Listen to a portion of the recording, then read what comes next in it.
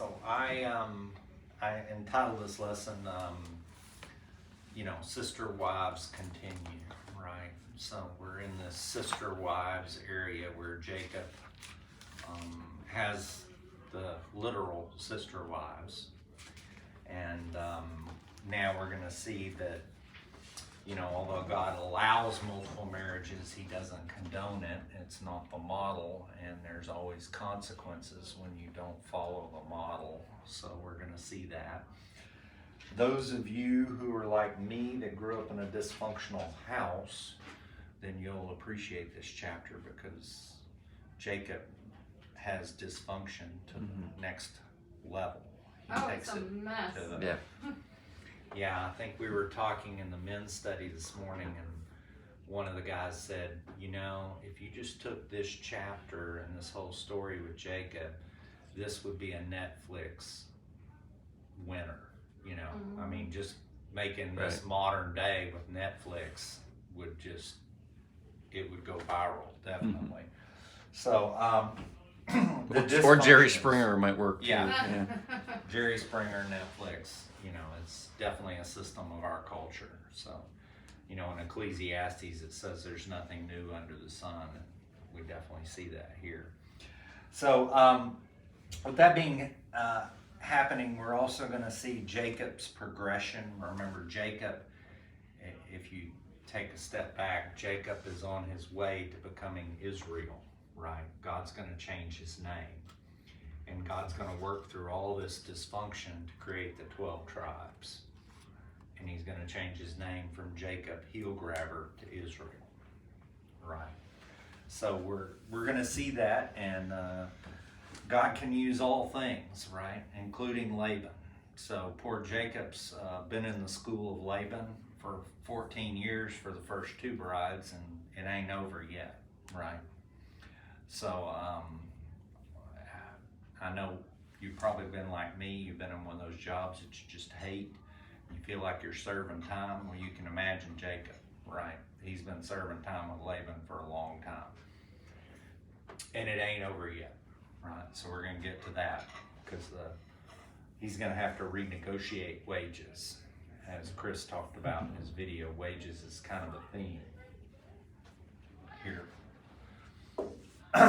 So, somebody want to read verses 1 through, let's just go 1 through 6, since we're starting a little late. Now when Rachel saw that she bore Jacob no children, Rachel envied her sister and said to Jacob, "Give me children, or else I die." And Jacob's anger was aroused against Rachel, and he said, "Am I in the place of God, who has withheld from you the fruit of the womb?" So she said, "Here is my maid Bilhah. Go into her, and she will bear a child on my knees, that I also may have children by her." Then she gave Bilhah her maid as wife, and Jacob went into her. And Bilhah conceived and bore Jacob a son. Then Rachel said, "God has judged my case, and he has also heard my voice and given me a son." Therefore she called his name Dan. Okay. So the first thing we got a couple of issues here. First, let's look at Rachel's outcry here. Okay, she made an outcry, and then we need to look at Jacob's response, right? So there's 2 things. So the outcry, unlike our culture and their culture, obviously, if you didn't have children, you had no rank. That was your whole purpose. So she is despondent, and she's lashing out, in anger. And this is in contrast to the way both, Sarah and Hannah and Rebecca, actually not Sarah, Rebecca and Hannah did this, right? Because they went to God in prayer, right? And here you see Rachel doing the opposite, right? Not a high moment. And then Chris, you want to explain Jacob's response here? So they Jacob gets chastised for his anger here, because if you look at Isaac, his father, when Rebekah was barren for 20 years, it says that Isaac prayed. Probably prayed every day 20 years to have children. And Jacob doesn't do that. He's so self-focused. He's like, what do you want me to do about it? He gets angry. And they attribute the fact that Jacob's other sons will all bow down to Rebekah's son because he mistreated his wife here. You're never supposed to, Jesus says never get angry, period. Definitely not to your spouse. So the fact that he did that here, then they have what we're going to see when we get to Joseph. Joseph has a dream that you're all going to bow down to me. And of course they scoff at him and send him away. And then he ends up in Egypt as the prime minister in disguise, and they all come and bow down to him. And they say the reason for that is because of Jacob's anger right here. So his other sons are punished because of what Jacob did. Then we go into this Bilhah. Okay, so Bilhah is the maid. So we've seen this story, right? You remember Sarah with Hagar, giving Hagar to Abraham. So now, because it worked out so well then, let's try it again. What could go wrong? We just had an Ishmael happen, right? What could go wrong? So it's kind of like socialism. We're going to keep trying it until it works. What could go wrong? So now the phrase that she'll bear on my knees. Most of the commentaries said that this was it was a common day practice. So it would be much like adoption, if you will, that you'd have a maid or a servant have the baby, and then once the baby was born, bring it to the person that she had it for. Sounds like she's more like a surrogate. Right. Yeah, exactly. Yes. In my commentary, it was saying that whenever the servant gives birth, she gives birth as she sits on the wife's knees to symbolize that she was providing a child. Could be. Yeah, mine didn't pick that up. Yeah, that's interesting. I didn't read that, but but nonetheless, when you look at this in the big picture, she's once again acting out of fear and trying to solve it her way instead of relying on God and acting in faith. So, and then of course we have to deal with the response, right? What did Jacob do? This kind of reminds me of the garden, right? The garden with Adam and Eve, right? Eve has this bright idea, and she normally gets most of the blame out of this, but the person really accountable was Adam, right? Because all he had to do was stop it down. He was supposed to be the head, and he didn't. Instead, he participated, right? So, Jacob could have stopped this down, but he didn't, right? He participated. So, Yeah, I just had this thought. It's interesting. So we go back to chapter 24. Rachel is a type of the church, the bride, and yet look at how lack of faith she is. And isn't that a picture of the church, right? Isn't that a picture of us? We're going to see later that she resorts to some folklore potion to try and get pregnant. Well, that doesn't work. We're going to see in the next chapter she steals idols and is the church idolatrous, So all of these are, we're not pointing fingers at Rachel, but Rachel is a mirror of who we are and the things we're capable of. yeah. And the idols carry on to this day, Yeah. even in our church, right? So, referencing the book you gave, Pagan Christianity. Dan is pretty much the word judge. So that's why a lot of these words, the names all have meanings. So it's not by accident. And 7 through 13, who would like to read? I read it. And Rachel's maid Bilhah conceived again and bore Jacob a second son. Then Rachel said, with great wrestlings I have wrestled with my sister, and indeed I have prevailed. So she called his name Naphtali. When Leah saw that she had stopped bearing, she took Zilpah, her maid, and gave her to Jacob his wife. And Leah's maid Zilpah bore Jacob a son. Then Leah said, "A troop comes." So she called his name Gad. And Leah's maid Zilpah bore Jacob a second son. Then Leah said, "I'm happy, for the daughters will call me blessed." So she called his name Asher. Chris, you want to explain here? Just the names. Yeah. Yeah, they all have meaning. Gad actually, in my translation, is it says Leah said how fortunate, so she named him Gad, and that means fortune or fortune. I didn't chase down the troop. I've seen that before. I forgot to look that up. So there's probably a connection there. And Asher can mean happy or blessed. A lot of times, like some where it says happy are those who do such and such. The word there is ashrei, and so we're about to study the Sermon on the Mount. So the word Jesus would have used if he was speaking Hebrew or Aramaic would have been ashrei are those who are persecuted for my sake. And so it's happy, but maybe more blessed, because blessed is a state, whereas happy is an emotion. It can come and go, but you can be blessed but not realize it, so you're not happy about it. So I think it has maybe a deeper meaning than just the emotion that we think of when we're happy. Yeah. Kind of the difference between joy and happiness, right?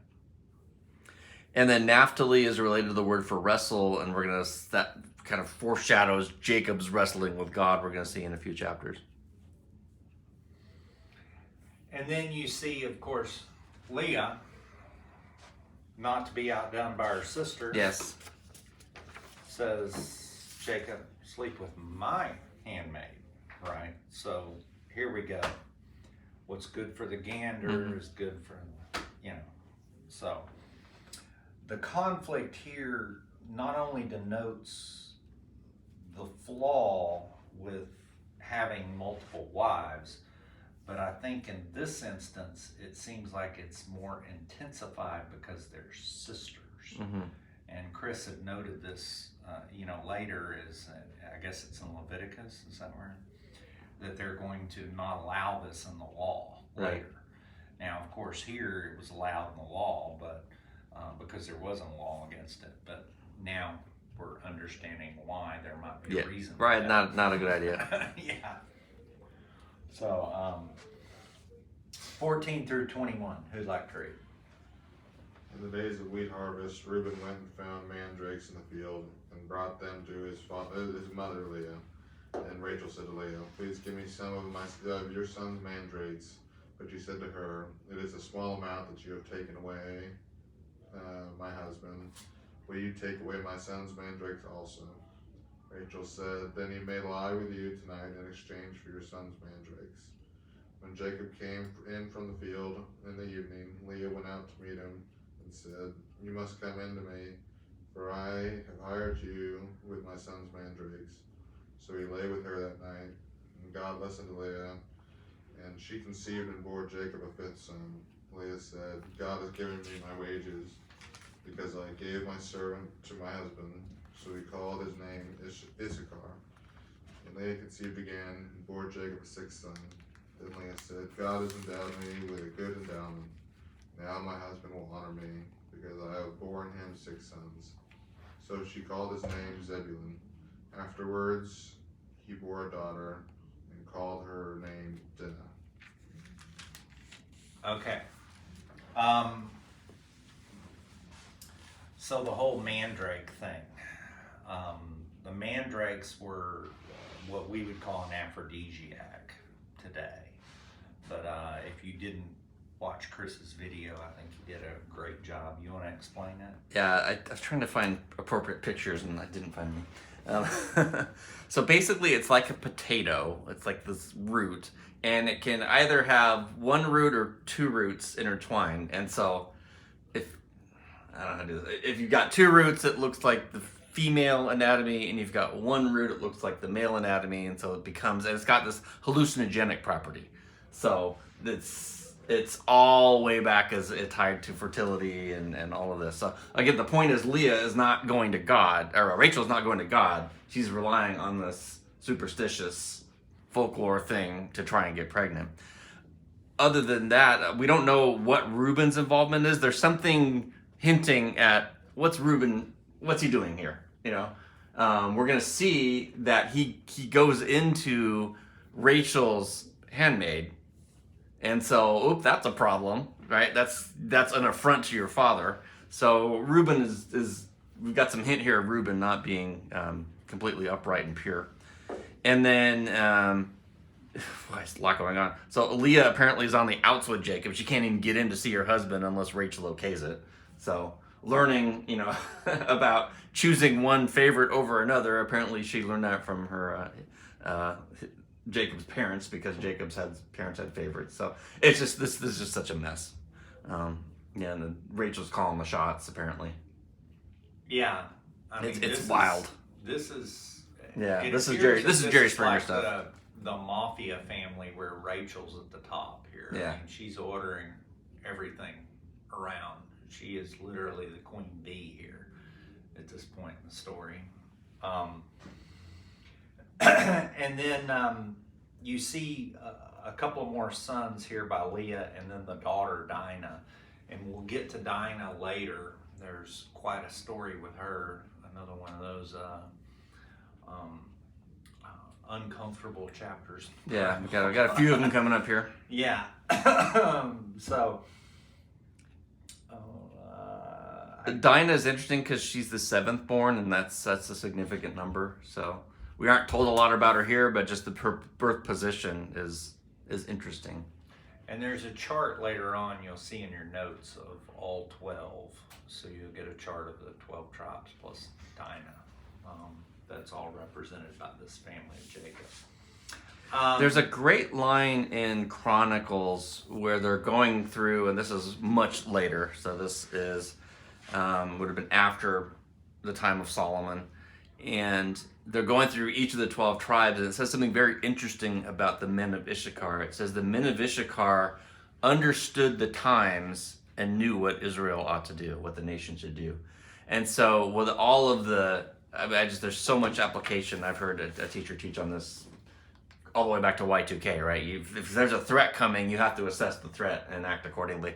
If the threat doesn't pan out, great, but you have to be ready. And so there's just, there's a certain sense where if persecution is coming and that's what the church is going through, then we can't help it. But there's another sense where when we see danger coming, we have to be ready and take appropriate measures. And that's kind of what the tribe of Issachar is representative of. People who saw danger coming and made appropriate plans. I don't know if you want to piggyback on that, but whether it's the church, you see Christians in America are going from mainstream slowly to outcasts. And so what does that mean? Well, are we just going to sit down and take it, or are we going to use the legal system that says no? First Amendment of the Constitution says you can't outcast us, so we're gonna fight there.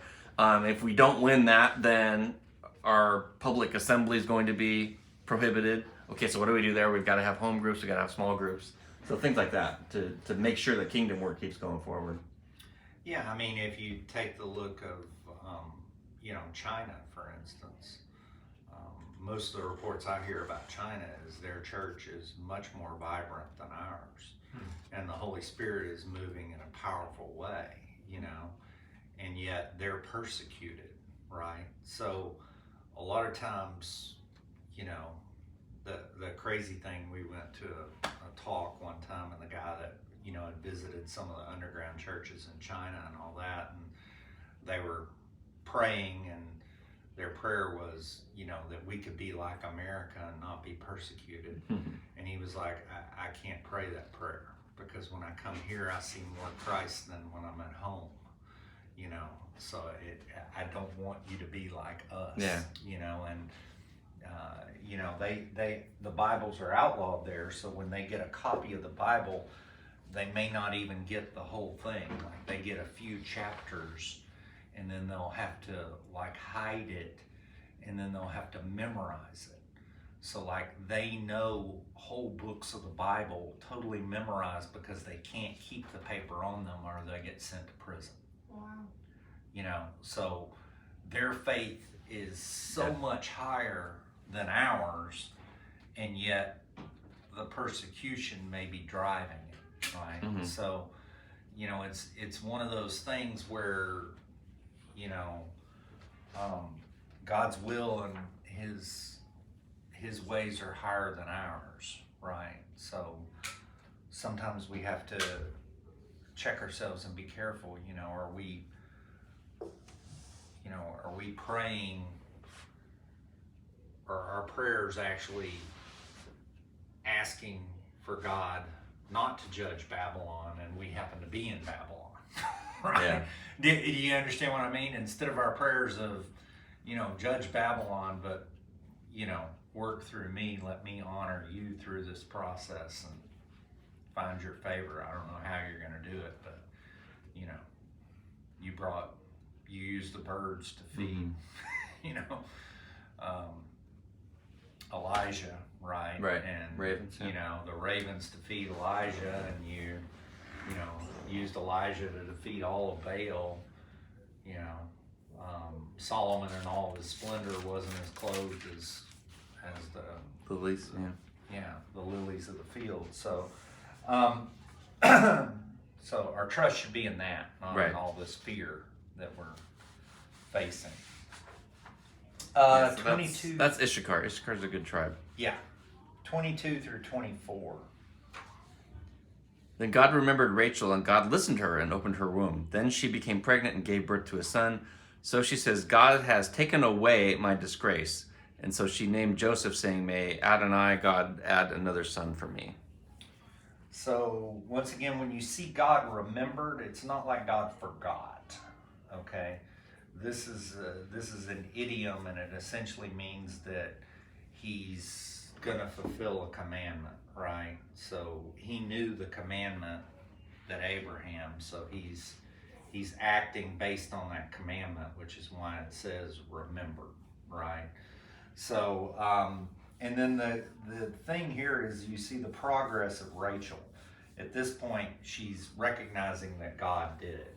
It wasn't her mandrakes. It wasn't, you know, all of her schemes. It wasn't her threatening her husband. It wasn't her giving her maid. It was God, you know. So you definitely see progress here on Rachel. And then I guess we can go on to 25 through 27. And it came to pass, when Rachel had borne Joseph, that Jacob said to Laban, Send me away, that I may go to my own place and to my country. Give me my wives and my children for whom I have served you, and let me go. For you know my service which I have done for you. And Laban said to him, Please stay, if I have found favor in your eyes, for I have learned by experience that the Lord has blessed me for your sake. Go ahead and read through 30 if you could. Then he said, Name me your wages, and I will give it.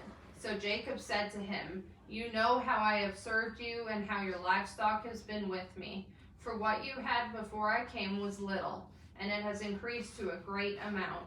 The Lord has blessed you since my coming. And now, when shall I also provide for my own house? Okay.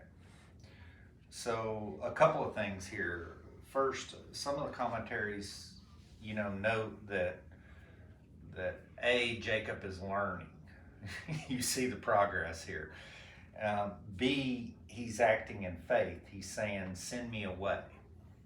Now, understand that when he's saying this, he has 12 kids and 2 wives and handmaids and all this. He's got a whole gang of people. He has 0 resources. He owns nothing. Laban owns it all. So when he's saying, send me away, this is an act of faith. He has nothing in his bank account. He doesn't even have a full tank of gas, right? And he's saying, send me away. So this is an act of faith. He knows that his promise is going to be away from Laban, that he needs to get away from Laban. He's had 14 plus years. He's now served all of his time, and yet his debt is paid, and Laban isn't even paying him. Okay? So Jacob did the honorable thing. He served the 14 years. Now all of a sudden, okay, it's time for my wages. And Laban's not paying. So then Laban, if he had any honor whatsoever, he would have negotiated this prior to the contract going out. Mm-hmm. But he let the contract expire and is using him for free labor. Right? And then this is when Jacob says, just let me go. He's like, I'm done. I know negotiating with you is not working. I need to get back to my people, follow my God. Right? So you definitely see some growth here. And then you see Laban being Laban, right? You remember all the way back to Abraham. Oh, blessed. Yeah. Here we go. Name your wages. You Yeah. know, he can't let the golden goose stick go, around right? a while. Yeah. Name your wages. The next Okay. chapter we'll see how long that Yeah, yes. lasts. Yeah, exactly. And Yeah. you get a hint of what's going on. 31:14, Rachel answered, "Is there a portion of inheritance for us in our father's house? Are we not considered foreigners to him?" So he was supposed to be taking part of the dowry, which is what Jacob is paying for, is the dowry. He's supposed to be taking that, and some of that goes to the daughter in case the husband dies or leaves and she's on her own now. He wasn't doing that. He was keeping everything for himself. So this guy was just a total scoundrel, and that's something you would only do if you had basically a foreign servant. You know, because if you were your own family, you'd think you'd be helping out your own family, but Laban wasn't doing that at all. I So. could see somebody like Laban treating in-laws poorly because it happens all the time, but usually you're pretty loyal to your Yes, your own- children, and it sounds like he's loyal to no one. No one. Not He even, looks out for number not one. even the children, right? Yeah. No, Not even the grandchildren. nobody. Yeah. Like he has loyalty to no one. You can see Yeah. that lack of loyalty play out for sure in the next chapter. Yeah. Yeah. Let's go through 31 through 35. So he said, "What shall I give you?" And Jacob said, "You shall not give me anything if you will do this thing for me. I will again feed and keep your flocks. Let me pass through all your flock today, removing from there all the speckled and spotted sheep, and all the brown ones among the lambs, and the spotted and speckled among the goats, and these shall be my wages." How far again? Keep going. That's 30 good, too. through 35. Okay. So my righteousness will answer for me in time to come, when the subject of my wages comes before you. Everyone that is not speckled and spotted among the goats and brown among the lambs will be considered stolen if it is with me. And Laban said, "Oh, that it were according to your word." So he removed that day the male goats that were speckled and spotted, and the female goats that were speckled and spotted, every one that had some white in it, and all the brown ones among the lambs, and gave them into the hand of his sons. Okay, so here we see kind of an unusual request, right? So what Jacob is saying is, you know, I know we don't deal in sheep all the time, but think about like dogs, okay? So you have like purebred, and then you have the mutts, right? Well, these speckled and spotted are the mutts, right? So he's saying, Laban, you take all the purebreds. Just give me the mutts. Just give me the mutts. So he's saying, much like Abraham said, you remember when he had the dispute With Lot. and with Lot, and he said, you pick today which way you go, right? You can take this nice fertile plain, or you can take the mountain, which is going to be a lot tougher. And of course, Lot said, I'll take the fertile plain, and headed towards Sodom, right? And Abraham knew that he was going to be blessed even if he was on the mountain, right? Well, here you see Jacob doing the same thing. I'm going to be blessed even with the mud sheep, because that's not too big for God, right? So in that part, he's being faithful. But now we see that Laban, what's Laban going to do? he's going to try to be the trickster again, right? Like he always is. So then he grabs all the speckled, spotted, and has his sons go take them 3 days journey away, we'll see here in a minute, so that when Jacob wakes up the next morning, there's no speckled and spotted, right? And he stole the wages from him yet again. What a Right. scumbag. He is. Yes. He really is. Man. So you see that he stole the wages yet again, because Laban's always one step ahead. And the lessons just keep going, right? So we're going to find that, I think Jonathan's going to cover this next week maybe, but, he had 14 years and he's going to serve another 6 years for these speckled and spotted. He's going to have 20 years of the school of hard knocks with Laban before we're done, right? And It makes our sorrows feel not so extreme. exactly. Yeah. Exactly. I mean, Laban's constantly moving the goalposts on Jacob. Constantly. It Reminds me of your car story, right? That you were gonna get a car, and they said, "Oh, well, here's this, but no, you have to have a trade-in." Yeah. And yeah. then, well, no, your ad says this is the price of the car. Yeah. Oh no. Yeah. Yeah. It almost We're gonna move the reminds- goalpost on you now. Yeah. Exactly. It almost reminds me of someone who goes to jail for 20 years for a crime they didn't commit. Yeah. Like he just keeps getting jail time Yeah. Mhm. over and over, and he hasn't done anything. In fact, with the speckled and spotted sheep, he's being righteous. He's Yeah. being a good person. He's not asking for the best sheep, the purebreds. He's asking for the lesser quality, Mm-hmm. just so that he, can survive and can continue on. And he just keeps getting robbed and given more jail time. And he's trying to provide for Laban's Family. own Yeah. kin, his Yeah. own daughter's kids. Yeah. It's just amazing.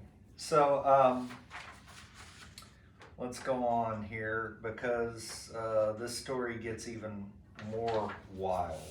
So let's go 36 through 39. And he sat a distance of 3 days' journey between him and Jacob pastured the rest of Laban's flock. And Jacob took fresh sticks of poplar and almond and plane trees, and peeled white streaks in them, exposing the white of the sticks. He set the sticks that he had peeled in the front of the flocks and in the troughs, that is, the watering places where the flocks come to drink, since they bred when they came to drink. And the flocks bred in front of the sticks, so that the flocks brought forth striped, speckled, and spotted. Okay, so a couple of things here that maybe aren't quite so obvious. If you put yourself in this position, right? I know me, right? I would be, I'm trying to think of the Christian word for Angry. it, but I would be very upset, right? That this just happened. I just negotiated my wages and he stole all my wages. So I might have been the type to react or do something. But what we see here is we see some progress from Jacob, right? Instead of him going back to Laban or agitating this, making it worse, he already knows, maybe at this point he's expecting it, right? We have this conversation all the time about expectations, right?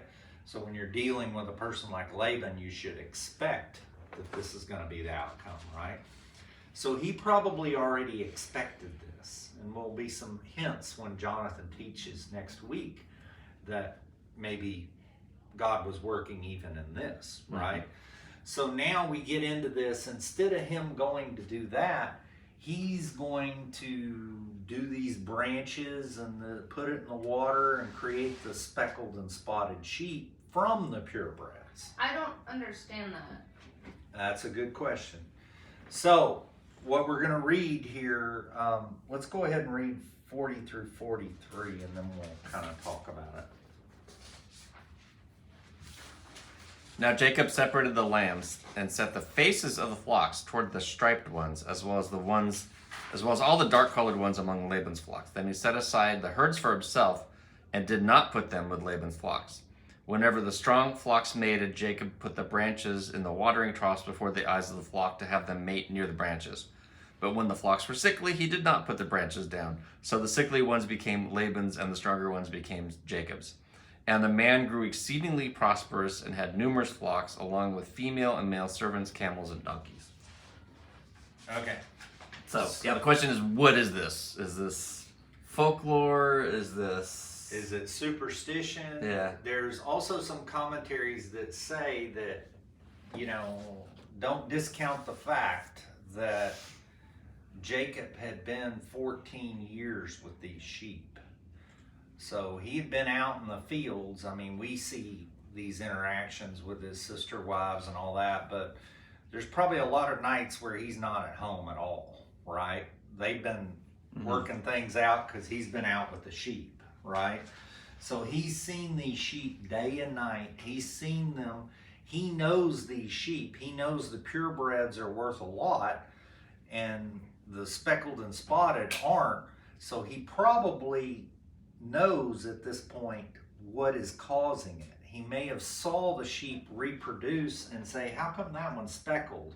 You know, and he had 14 years to figure out if the sheep are in this situation, they tend to have speckled and spotted, and if they're not, they're not. So there's some science that's potentially at play here as well, and not just superstition. And then there's also some more we'll read in the next chapter that maybe that God may have orchestrated it. God may have told him to do this. Been doing this all along. So, nonetheless, and who knows? We talked about this morning. You know, like lavender makes you sleepy. So does chamomile. Aloe you rub it on your skin and it heals you. CBD reduces your anxiety. So there's who knows what properties are in these. You know what he was doing that could actually alter your DNA and alter your makeup. So yeah, I mean they did. Can't discount it. We've been so sold on Western form of medicine with pills and all that we forget that most of human history has been natural. Right. So am I correct in understanding? I'm still trying to follow all this. So Laban took all of the speckled and spotted sheep. Yeah. And took them away. Oh, so sorry, nothing for you. And so Jacob was left with all the purebred. Yes. And he made speckled out of them. Yes. Okay. So he got left from Laban's So he perspective. recreated his wages. Yes. Right. God provided. And I tend to see his that wages. as God. Yeah, I feel God provided his wages, right? Okay. So if you think about this rationally, you've got all purebred. There's no speckled and spotted in your herds. So all of them should be purebred when they breed. Unless you have a genetic, like a recessive Yeah. gene in there Yeah. that you can tap So they're into. still purebred because they're the strongest, but Yeah. now they're speckled and spotted. So he pulled all of them out to reduce the opportunity for speckled and spotted, and then God showed up, right? So this is kind of like God. God always works through, it seems like the most unlikely. Look at the 12 disciples, right? So. And there was one commentary that actually one manuscript that's not terribly reliable, but it had this prayer or this dream in chapter 31. It put it in chapter 30. So it kind of that might have been an editor trying to make more sense of what's happening here, but where God says, I have seen everything Laban has done to you. I am the God of Bethel. Now leave this land and return to the land of your relatives. So that could have all happened. And then Jacob said, I need to go. And Laban said, what's your wages? And then before that, it says, in a dream, behold, the males going up to the flocks are striped and spotted. So he could have seen all this. God could have revealed it to him, knowing that he was supposed to go, asked to leave. He was going to be told no. And then his wages would have been the striped and spotted. So it's a potential. The Believer's Bible Commentary says that maybe the bark and the other things were a trick to hide his breeding secrets from others. Yeah.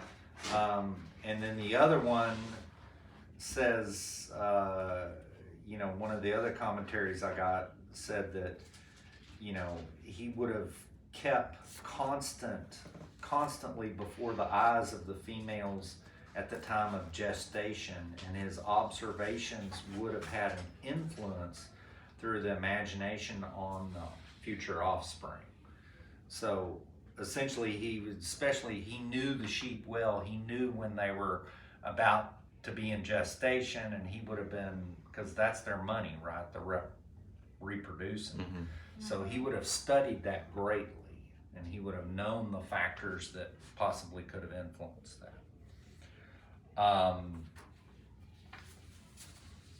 So do these shrubs have some sort of chemical properties or something? Yeah, They might there's- have, yeah. There might have. There were a couple of commentaries that mentioned that. It said there were, if you look at that note on 37, there are many varieties of hazel, some which are more erect than common hazel. It was probably one of the varieties they had bright colors and were peeled with wands of other shrubs and peel back the bark. You know, so we don't know a whole lot about it. Yeah. You Yeah, know, mine was saying whether it's, like you were saying, Chris, old superstition, or the bark was like a mandrake sort of situation. Yeah, Active same as a idea. stimulant. Yeah. yeah. I mean, a analogy I thought of, maybe not a good one, but so if a pregnant mother today is alcoholic, the baby's DNA is going to be different. They could be born with fetal alcohol syndrome. So it could be something like that, only in the other way, where something, prenatal vitamins makes your baby stronger, and so maybe this is something like that. Yeah. And you noticed at this point, he's taken proactive steps to provide for his family.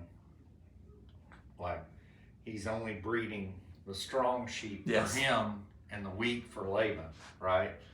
So Laban thought he had figured all this out, Yeah. right? He had manipulated the situation, put all the purebreds with Jacob, who's where the blessing is, because he's, even in his pagan mind, he knows where the blessing is, right? But instead of him pursuing the blessing, he's just going to use someone else, right? And now Jacob has now learned, Yeah. and he's saying, no, I need to take care of my family, right? I would And- say he's still acting in the flesh a little bit, because if we're an employee, we're supposed to give everything to the job, and he's not doing that. So right, but he's already done that. He says, "I've done enough for Laban." he's you could So you there's could still take that both there's still the ways, trickster part of him, I think, because going he here. said my wages, Yeah. right, and he's already been stolen his Yeah. wages, so he's trying to work on his wages. And it was very common back then, kind of like sharecropping in the U.S. Your wages wouldn't be in the mighty dollar, as we say here. They would be in the goods. So if you were a shepherd, your wages may be in sheep.